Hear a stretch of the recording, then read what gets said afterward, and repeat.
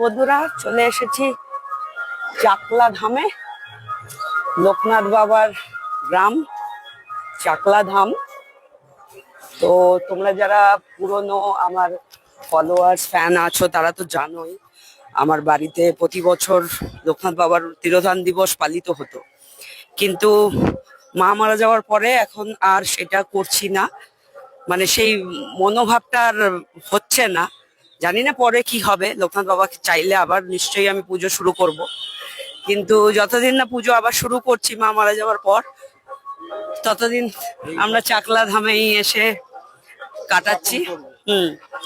তো এখন আমরা চাকলা ধামে পৌঁছে গেছি, বাবা লোকনাথের কৃপায় ভালোই ভালোই পৌঁছে গেছি। তো এখন ঢুকছি।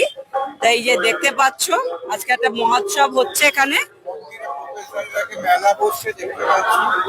প্রবেশদ্বারের মধ্যে মেলা, বহু লোকের সমাগম হয়েছে আর আমরাও চলেছি।